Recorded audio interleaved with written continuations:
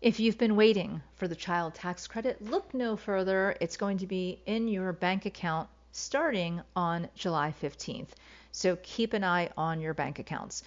Now, what I want to bring up is this the tax credit, of course, is helping people because of the pandemic, yada, yada. And I'm going to go into more details about the CTC in a minute. But I want to talk about the social change that is being instituted because of the pandemic. Now, of course, we don't want the pandemic, but there has been some silver linings. And part of that silver lining is recognizing how many families have been suffering in the United States. So we have these messages that have been given by society, from politicians, from the media even, that if you are a poor family, you don't matter as much. If you're a poor family, yeah, there's some help out there, but you have to figure it out on your own. There hasn't really been as much help for parents. And when I say help, I'm not talking about just different welfare programs. I'm talking about the messages that we continually send. So the language that we're saying, the narrative that we're giving, this has been not something that has been beneficial for any of us in society. So when we have a society, if there is a 1% or a 10% or whatever, and we have so many people struggling, it actually makes everyone struggle more. And there's a lot of generational pain and a lot of generational guilt that's happening, a lot of privilege. And so all of this is really toxic. It's like just imagine if this were actually your family, that you had one person that was really wealthy, everyone else was dirt poor. You had some people that were given the messages that they're not valuable. You had other people given the message that because they look or have a certain amount of stuff that they are more valuable. And you know what? You may be having that in your family. And if that's so, get to a therapist right away. You do not need that in your life. You need to figure it out. But you know what? We can't send the United States to therapy, but we can create social change. And I feel like this child tax credit is a catalyst for all of us being more aware that it takes money to raise children, and the messages that we give our children need to be of self-value and self-worth. So the pandemic is really forcing social change. We have millions of people that will be getting money deposited in the account, and I'll talk about that in a minute, in their accounts, and this will be helping them, but it also helps people to feel not invisible.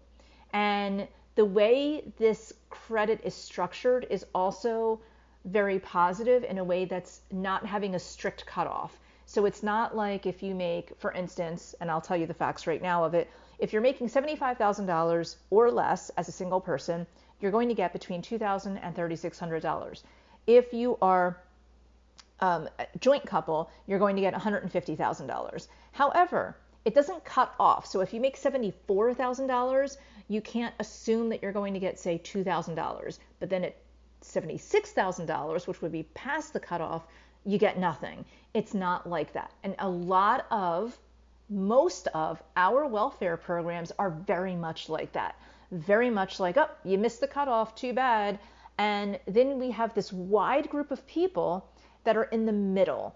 And everyone in the middle, so a moderate income, maybe a middle income, those people get lost in the shuffle. And I know a lot of you listening know exactly what I'm talking about. So you might be the person who is working 39 hours a week or 35 hours a week or 40 hours a week, and you're not getting insurance, or your insurance is astronomical, or you're just somewhere caught in the middle, right? You're just caught in the middle of the system where you make too much money to get help, but not enough money to really thrive. You're maybe just surviving.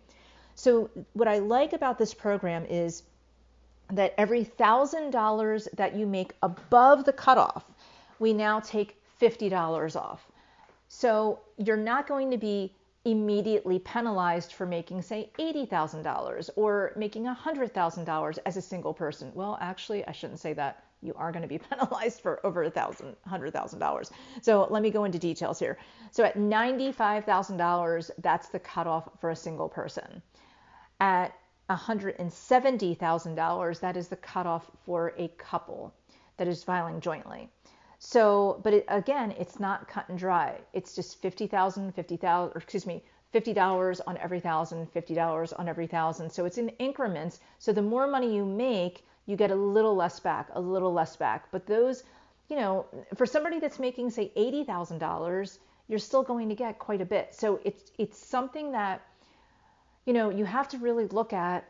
This is about increments, and this is about not putting a strict cutoff, and this is about recognizing that that's not the way life is. Now, right now, there are over 7 million additional people out of work. We already know that there's at least over 8 billion people that are in poverty in the United States. So having this tax credit is not only a way to financially help a little bit, even if it's not a lot. For some people, this is going to be great, and for other people, it's still not going to be enough. And that is unfortunate, and it's unfortunate that we are in this situation as a country who is supposed to be a strong country, that we have so many people that are in poverty and struggling, even before the pandemic. But like I said, the pandemic is forcing somewhat of a social change mentality. More and more people have been online since the pandemic. Of course, with lockdown, people were bored, depressed, researching. A lot of people were researching so that they could fight better on Facebook. It was absolutely ridiculous there for a while. Politics were very, very passionate for both radical sides and even people in the middle that were just saying, please, everyone, stop. We have enough stress. And people were saying, like, I can't be on Facebook anymore. I can't be on Twitter anymore. Thank God for Pinterest, right? And so we have all of this, and it's also creating this awareness that we need to send different messages. We need to have a different narrative.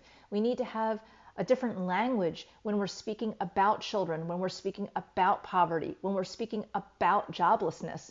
Because what's happened is, before the pandemic, there was X amount of people out of work, and now there's X amount more people out of work. So now what's happening is we're evening the playing field. However, we still have gross poverty, and we still have the 1%. Unfortunately, what also is happening is that while we are focusing on social justice, that moderate income area, they were kind of caught in the shuffle. A lot of these individuals that didn't have insurance and didn't have access to a lot of different programs also were out of work. So these are the people that were working as a waiter or waitress. These are the people in, like I said, the restaurant industry or the entertainment industry, or even some people in education and medicine, even though they were, quote, maybe essential workers in some ways, there were a lot of people that were still laid off in those communities and those industries. And that's what people don't understand, is that even though there were essential workers, there were a lot of people in those job titles and industries that were still suffering.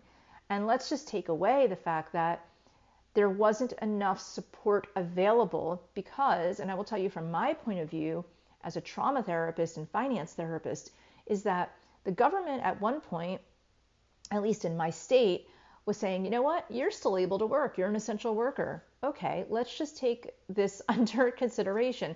How many people want to come one-on-one in a room alone, just one-on-one with another individual, masked up, 6 to 12 feet apart, whatever feels comfortable for them. Support groups were out the window. That's one thing. You could not really see people in office easily, let's say. But on top of it, how many individuals do you think say they had a problem with their spouse or somebody in their family, or had something just they felt vulnerable and it was only for their therapist's ears? How many people do you think on lockdown with their family felt comfortable in having phone calls and Zooms with their therapist, right? Not many. And I know that some people will say things like, well, they could have taken a walk or sat in their car. You remember that a lot of this time period was, if you're in the suburbs, it's great. Okay, take a walk or go in your car. But also remember that we, in some areas of the country, have seasons. So you're probably not going to want to sit in your car when it's, 25 below or 28 degrees out or whatever. You just can't do that. And you're not going to run your car and have burn up gas because you're already struggling financially, so that's not going to happen. So the reason why I'm going off on this little tangent is because there have been a lot of problems that people do not realize unless they've experienced them. So as people have been becoming, I'm getting so passionate I can't even speak, right? Okay, as people have been becoming more and more struggled and challenged in their day-to-day life, and realizing then as they are interacting with each other more that other people are struggling as well. And in fact, you know what? I joked about the Facebook arguments and fights, but that's vicarious trauma. That's where you don't feel like you have any control, but what you do have control over is ranting on your Facebook page or commenting on someone else's Facebook page. And that's a level of control and also expressing your trauma. And a lot of people don't understand that. So backing up here, all of this comes down to how can we send a better message to our children? How can we give our children hope? How can we pave the way for more opportunities? Now, again, as I'm speaking of social change, what we have learned more and more about in the past couple of years is white privilege, discrimination, racism, wage discrepancies and wage gaps, and more. So we're learning who gets clean water in the United States. Wasn't Flint, Michigan, was it? Who gets health care? Who gets this? Who gets that? We're starting to see the discrimination that has been cropping up beyond the what I call, and I'm using air quotes, typical discrimination. So take away the gender and the race and all of that. We're now seeing where the pockets of poverty and pockets of discrimination across the United States.